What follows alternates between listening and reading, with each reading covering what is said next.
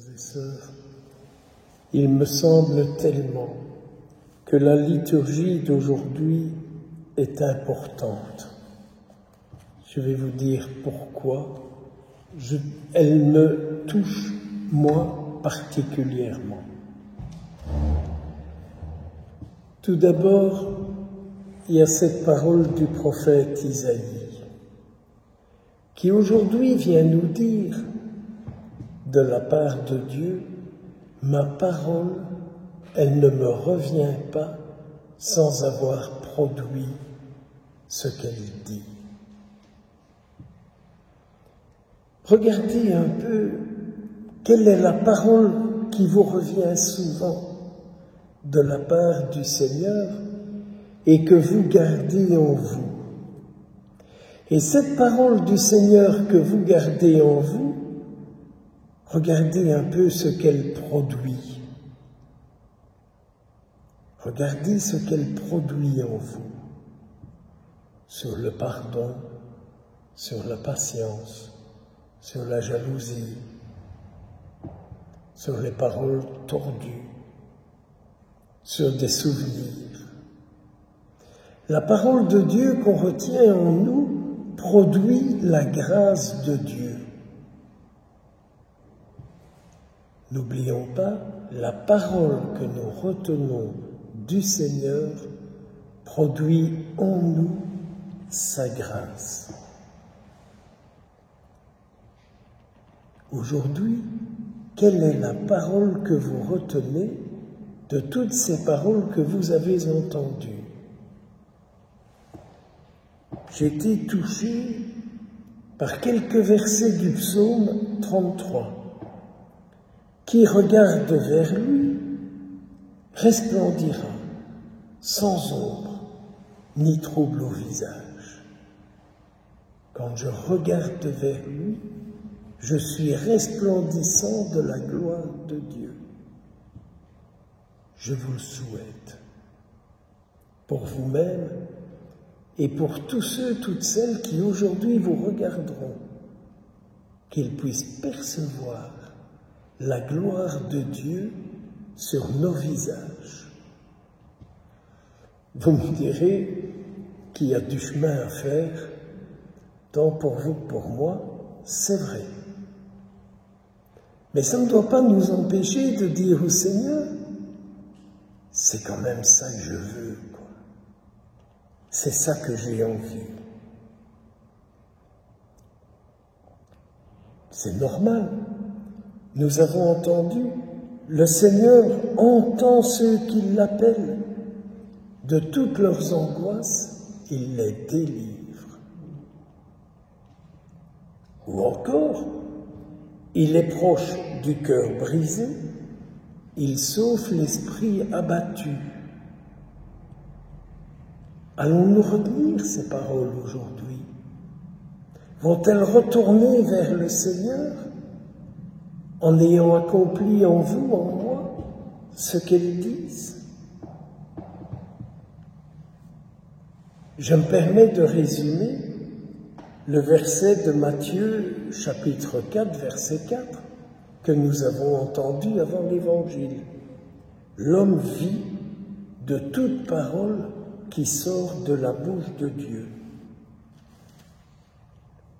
Quelle est la parole qui sort de la bouche de Dieu, qui aujourd'hui me fait vivre, qui me maintient en vie? Cherchez, demandez au Seigneur, et vous verrez, quand on retient la parole de quelqu'un, on donne de l'importance à cette parole, à la personne qui l'a prononcée. Quand je retiens la parole de Dieu, je donne de l'importance à Dieu dans ma vie. C'est ce qu'il veut et c'est ce que nous désirons. C'est ce qu'on appelle la rencontre des désirs. Venons-en à l'Évangile. Personnellement, le dernier verset que nous avons entendu aujourd'hui me marque beaucoup. Si vous ne pardonnez pas aux hommes votre Père non plus ne pardonnera pas vos fautes.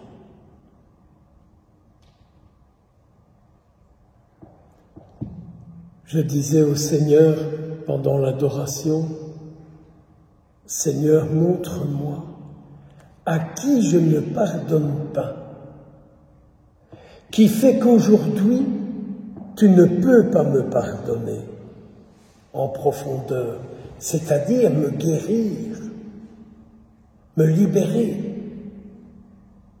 me délier. À qui est-ce que je ne pardonne pas, qui fait que je suis encore lié à toutes sortes de choses? Faites un peu un examen de conscience et regardez à qui vous ne parvenez pas à pardonner. Toutes les jalousies, mais toutes les mesquineries. Et Dieu sait si elles sont nombreuses, dans les familles, dans les villages, dans la vie professionnelle, dans les paroisses. Mais qu'est-ce que c'est dur! Et ici, c'est pas mieux. Quand j'entends des jalousies, des trucs, des machins pareils, ça m'enrage. Mais on ne peut pas s'empêcher. On continue à être jaloux.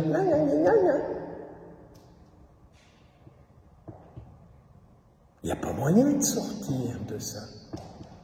Avons-nous entendu, si tu pardonnes à celle-là, à celui-là, tu seras toi aussi pardonné. Pas uniquement de ça, mais je m'imagine de tout le reste. Et si j'ai bien compris, le pardon, c'est une guérison, c'est une libération.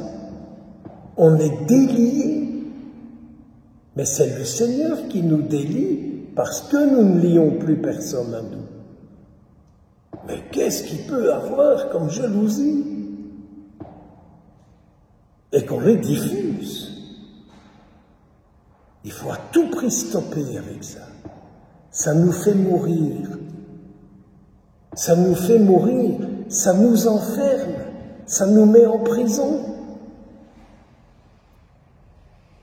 Si vous ne pardonnez pas aux autres, vous ne serez pas pardonné non plus.